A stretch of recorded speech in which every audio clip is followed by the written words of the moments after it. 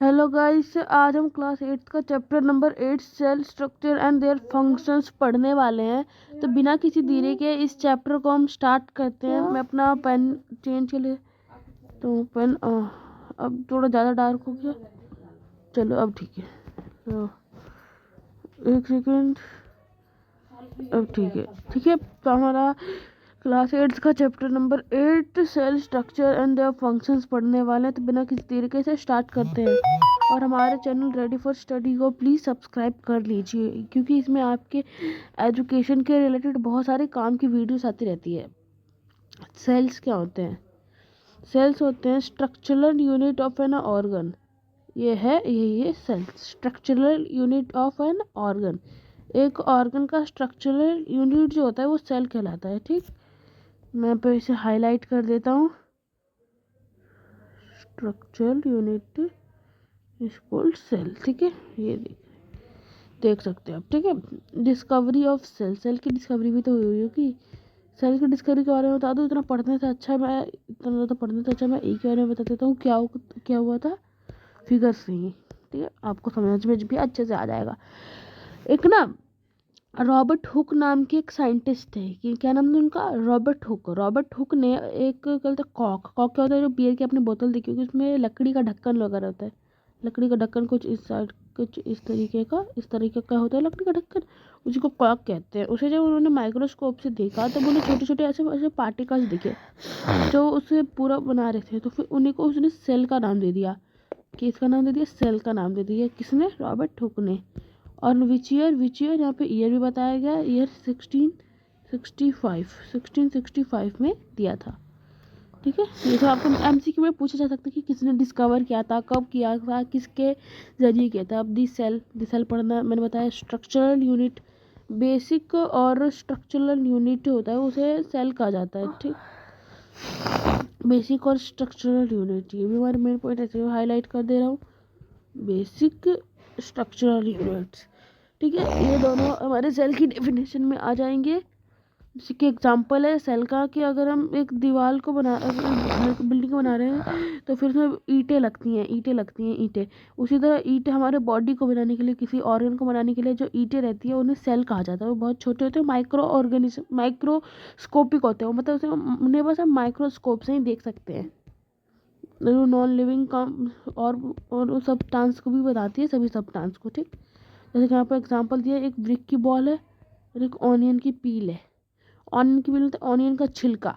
उसी तरह जिस तरह क्या बोलते हैं ब्रिक की बॉल एक एक करके जॉइंट होकर बनती है, उसी तरह ऑनियन की पील प्याज का छिलका भी वही रहता है। प्याज को मतलब प्याज के बहुत सारे होते हैं ना कवर, तो उसकी कवरिंग हटाएंगे तो एक कवर पे ऐसा ही रहता है। ठीक है, अगला ऑर्गेनिज्म कहते हैं। सेल को तीन टाइप में बांटा गया है, number, shape and size.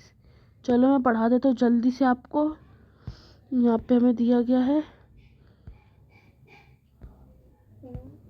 Multi cellular में पढ़ना है। मल्टी सेलर क्या होता है?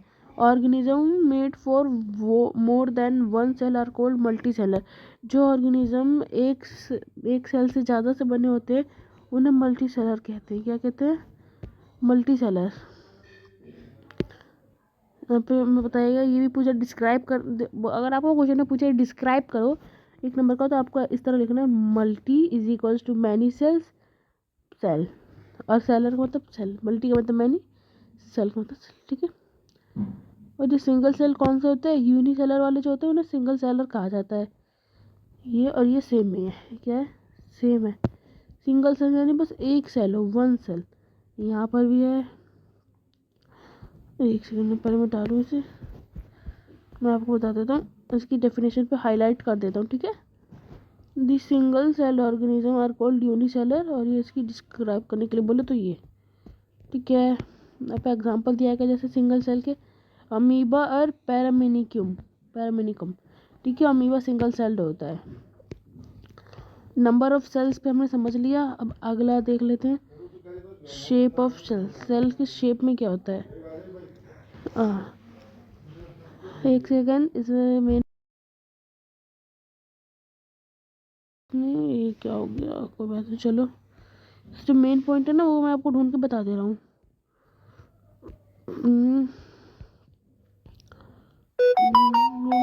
ब्लड सेल के बारे में पढ़ना है। चलो एक एक करके सब पढ़ते हैं धीरे धीरे।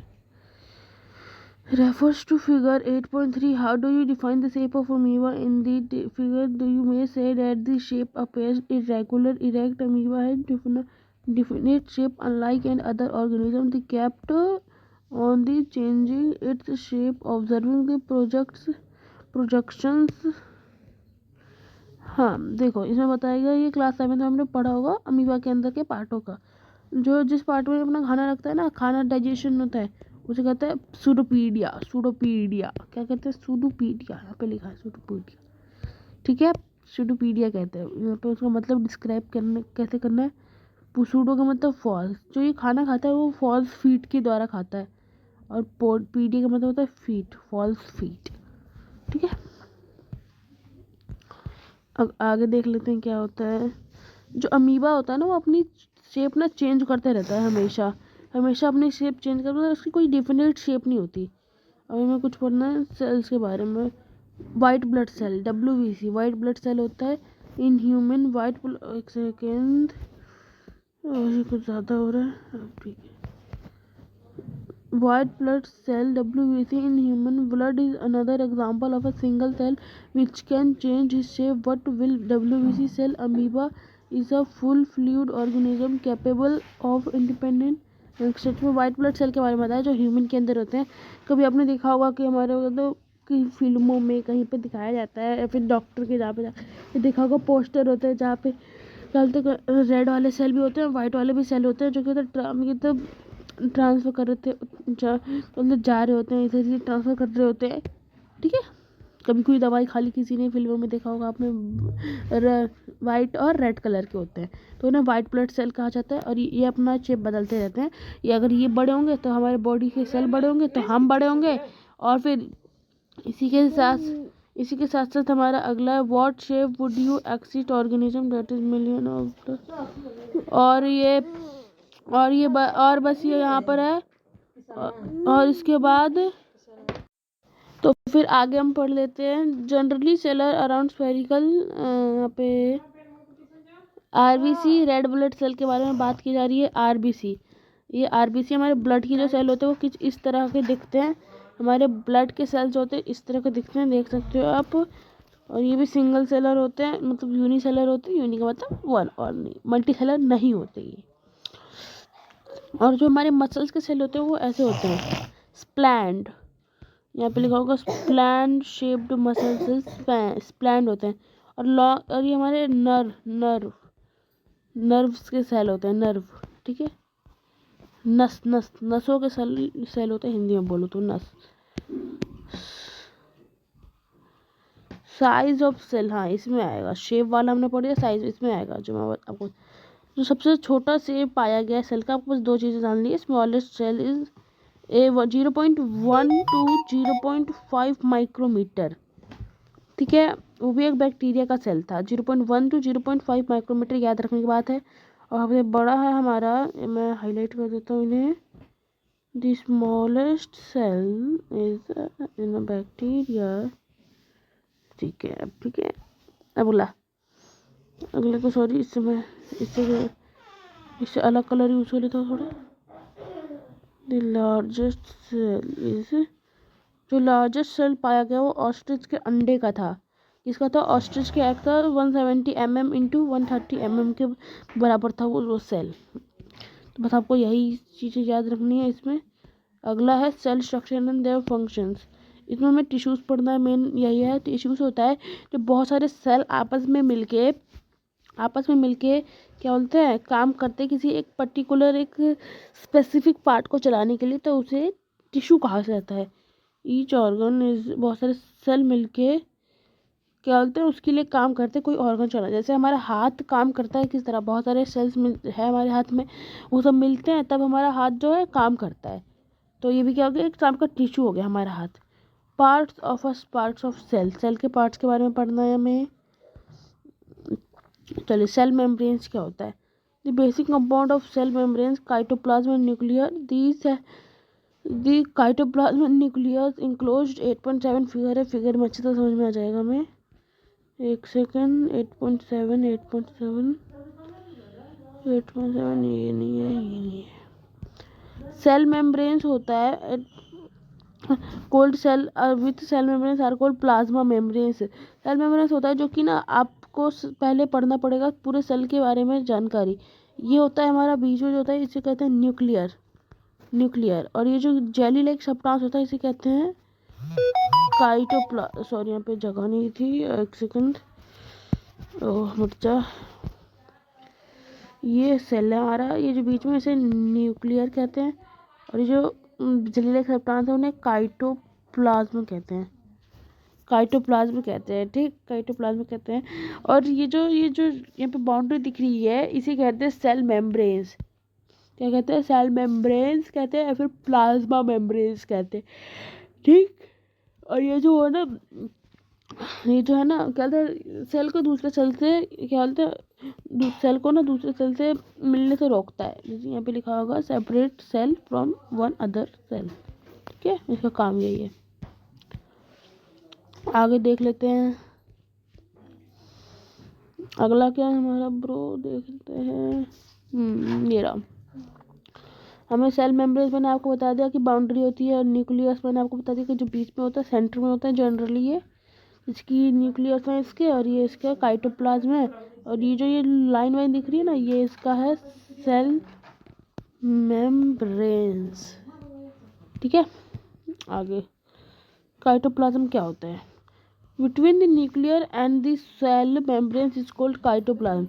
मैंने जैसे कि आपको बताया था जेली लाइक सब्सटेंस होता है जो काइटोप्लाज्म क्या बोलते हैं, जेली लाइक सब्सटेंस होता है उसे काइटोप्लाज्म कहते हैं, जो कि न्यूक्लियर और सेल मेम्ब्रेन्स के बीच में होता है, उसे काइटोप्लाज्म कहते हैं। सेल मेम्ब्रेन्स या प्लाज्मा मेम्ब्रेन्स, ये क्वेश्चन आपको आ सकता है कि सेल मेम्ब्रेन्स का दूसरा नाम क्या है। सेल वॉल क्या है, सेल वॉल क्या होता है, सॉरी गलत जगह ही लग गया, एक सेकंड। सेल वॉल क्या होता है? सेल वॉल होता है ये एक एक्स्ट्रा प्रोटेक्शन की लेयर होती है, वो होती है किसमें, प्लांट में। जैसे कि ये सेल है, इसलिए इसके ऊपर एक और प्रोटेक्शन है, इसे सेल वॉल कहते हैं, इसे सेल वॉल कहा जाता है, ठीक, सेल वॉल। और ये पता है क्यों होता है इसमें, क्योंकि ये होता है जैसे कि कोई प्लांट है तो फोटोसिंथेसिस करना पड़ता है। क्या? फोटोसिंथेसिस करना पड़ता है, तो इसके लिए उसे क्या बोलते हैं, उसको high sunlight, UV rays, high speed wind का सामना करना पड़ता है। उसको बचने के लिए उसके पास एक अलग सा क्या बोलते हैं, प्रोटेक्शन के लिए क्या बोलते हैं, वॉल होती है, उसे कहते हैं सेल वॉल कहते हैं, ठीक, जो बस प्लांट में ही होती है। चलो ह्यूमन चीक सेल, ये हमारे गाल के सेल है, देखते हैं, चीक मतलब गाल। ये काइटोप्लाज्म है, ये न्यूक्लियस है, ये न्यूक्लियर मेम्ब्रेन्स है। मतलब ये जो लाइन है ना, जो न्यूक्लियर और काइटोप्लाज्म को अलग करती है, उन्हें न्यूक्लियर मेम्ब्रेन्स कहा जाता है। और ये सेल मेम्ब्रेन्स है। काइटोप्लाज्म क्या होता है? It is a jelly like substance present between the membranes. मैंने बताया था कि क्या बोलते हैं, ये जेली लाइक सब्सटेंस होता है जो कि किसके बीच में पाया जाता है, जो कि नहीं करता है न्यूक्लियर और सेल वॉल को, सेल मेम्ब्रेन्स को, sorry. Organelles of cell are present in the cytoplasm. जैसे जो ऑर्गेनल्स होते हैं, जो सेल क्या बोलते हैं उसमें प्रेजेंट होते हैं सेल मेम्ब्रेन्स में, मिटोचॉन्ड्रिया और गोगली बॉडीज, राइबोसोम्स, और ये बहुत सारे रहते हैं प्रेजेंट। और न्यूक्लियस मैंने आपको बता दिया, न्यूक्लियस क्या होता है, जो बीच में होता है, सेल के स्ट्रक्चर के बीच में होते हैं। और क्या बोलते हैं और उसमें न्यूक्लियर मेम्ब्रेन्स के बारे में बता दिया आपको, न्यूक्लियस, क्रोमोसोम्स, जेन्स, ये क्या होता है। चलो आपको बता दो, जैसे कि कोई हमारा ह्यूमन बॉडी का सेल है, उसमें हमारी क्या बोलते हैं, हमारी हैबिटेट मतलब हमें किस तरह रहना है, किस तरह हमारी आदतें हैं, वो सब उस सेल में है ना, है। जब हमारा रिप्रोडक्शन वाला प्रोसेस होता है, सेक्सुअल रिप्रोडक्शन, तो फिर जो ये जनरल किसमें पाए जाते हैं, जेन्स कैरी करते हैं, जेन्स जैसे क्रोमोसोम्स या फिर हार्मोन्स भी बोल सकते हो आप, एक सेकंड हार्मोन। तो फिर जब रिप्रोडक्शन वाला प्रोसेस होता है तब जो मैन के हैबिटेट होते हैं, क्या होता है, इनहेरिटेट, हाँ, इनहेरिटेंस होते हैं, वो जाते हैं, क्या बोलते हैं, उसके ऑफस्प्रिंग में, ऑफस्प्रिंग यानी उसके बेबी में, ठीक है, ऑफस्प्रिंग में जाते हैं, उसके बच्चे में जाते हैं। तो फिर जैसे बेबी होता है मैन का, उनका क्या बोलते हैं, जैसे उसके फादर या मदर होते हैं, उसके पेरेंट होते हैं, वैसा उनका बेबी होता है, जो उनके अंदर जीन्स होता है, उनके हैबिटेंट होते हैं जीन्स, जैसे फादर उसके पेरेंट है, वैसा ही उनका ऑफस्प्रिंग यानी उनका बच्चा होगा, ठीक है। कुछ अपने फादर के वो क्या होता है हैबिटेट लेता है, और कुछ अपने मदर के लेता है। कभी आपने देखा होगा आपके बाल आपके पापा के बाल से मिलते हैं, आपकी नाक आपकी मम्मी के नाक से मिलती है। और यहाँ पे बस चेन के बारे में बताया गया, ज़्यादा कुछ नहीं है, आप पढ़ लेना, ठीक है। यहाँ पे बताया गया कि आप ब्राउन आइस वाला क्या, तो कुछ कैरेक्टर्स बताए गए हैं बस, ठीक है। आगे यहाँ पे क्या है, यहाँ पे कुछ है शायद, मैं पढ़ा देता हूँ। इन इंक्लूडिंग दी प्रोटोप्लाज्म क्या करते हैं, जो सेल लिविंग है, जो अभी जिंदा सेल, उन्हें प्रोटोप्लाज्म कहा जाता है, प्रोटोप्लाज्म सेल, ठीक है। अभी जल्दी से प्रोकार्योटिक कार्योटिक कर लेते हैं। प्रोकार्योटिक का मतलब होता है जिसमें जो सेल न्यूक्लियर है वो वेल डिफाइंड नहीं होता, मतलब वो सही से नहीं मिलता, मतलब कभी जनरली वो नहीं पाया जाता, उसमें वेल डिफाइंड नहीं होता। यहाँ पे उसकी भी होगा, एक सेकेंड, हाँ, the organism which are can't cell are called prokaryotic, जो जिसके अंदर सेल अच्छे से डिफाइन, मतलब जिसके अंदर न्यूक्लियर जो होता है वो अच्छे से डिफाइंड नहीं होता, वेल डिफाइंड, उन्हें प्रोकार्योटिक कहते हैं, मतलब न्यूक्लियर नहीं मिलता। और इक्वारिटिक कहा जाता है उन्हें जिनमें न्यूक्लियर अच्छी मात्रा में मिल जाते हैं, मतलब मिलते हैं, उन्हें इक्वारिटिक कहा जाता है। अगला हमारा शायद अब लास्ट टॉपिक की बाकी होगा, वॉक्यूल्स पढ़ना है हमें।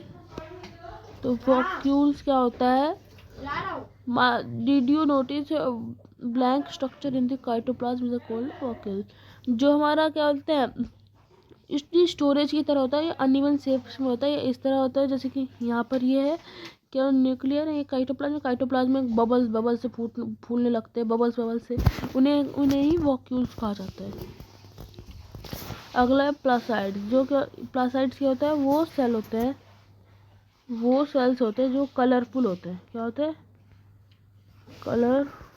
कलरफुल होते हैं, उन सेल्स को हम प्लासीड्स कहते हैं, जैसे कि हमारा ग्रीन कलर का लीफ होता है, उसमें क्या होता है, क्लोरोफिल होता है, जो क्लोरोफिल होता है उसमें भी सेल ही होता है, लेकिन उसके अंदर जो सेल होता है तो क्लोरोप्लास्ट कहा जाता है, क्लोरोप्लास्ट, और उसे हम जब वो कहते हैं, और उसे हम क्लोरोफिल कहते हैं, ठीक है।